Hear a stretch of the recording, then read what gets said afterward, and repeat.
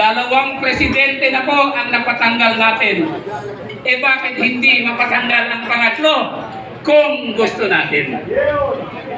Kung gusto natin. I challenge Senator Lacson and the Senate Blue Ribbon Committee to give the 18 soldiers a chance to articulate their allegations ng mali-malitang kickbacks na diniliver nila sa ilang mga opisyales ng gobyerno, to include the President of the Republic of the Philippines na nasa New York ngayon. Kung kayo ay walang kasalanan, Mr. President, you should be the first one to voluntarily submit yourself to inquiry kahit video conferencing kung ayaw nyo mag-personal presence. I challenge the senators of the Republic, hindi naman lahat sila ay naambunan. Those na isinasangkot, submit yourselves to investigation. Sa House, hindi naman lahat ng mga kongresista ay sangkot o sinasangkot, submit yourselves to investigation dito sa mali-malitang kickbacks. Maawa kayo sa ating republika, sa inyong mga anak, sa ating mga apo, sa ating bayan. Sobra na po. Baksak ang ekonomiya, baksak ang piso, wala nang investor confidence, wala nang tiwala sa atin because you're trying to cover up.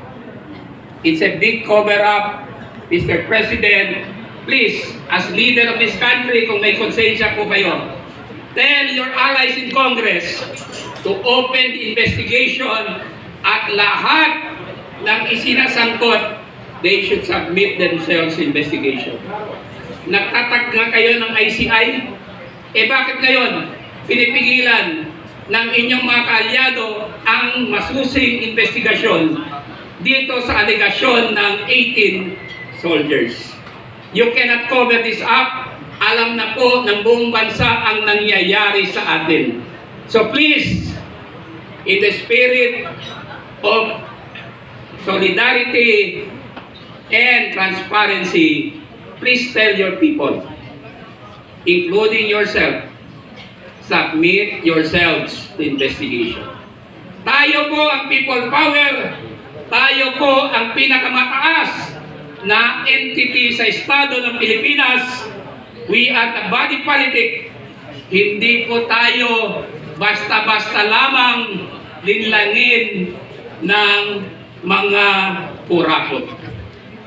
Kung ayaw nyo ng investigasyon, magbitiw kayo sa pwesto ninyo. Huwag kayong paek-ek dyan. Pinakasuhan nyo ang 18 mga sundalo. You are cowards. Kung matapang ho kayo, you face investigation at patunayan nyo sa buong bansa na kayo ay inosente. In the first place, you are presumed innocent. Filing cases against the soldiers, ordinary soldiers, wala na nga po sila sa serbisyo. Hindi ba kayo naawa sa kanila? Ano ba magiging nila dito kung magsinungaling sila? Meron ba silang nakuha dito?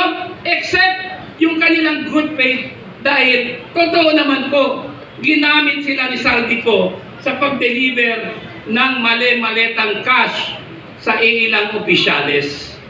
Huwag niyong lintangin ang Pilipino. Mabait po tayo. Pero dalawang presidente na po ang napatanggal natin through peaceful means. Mabait, but we are just.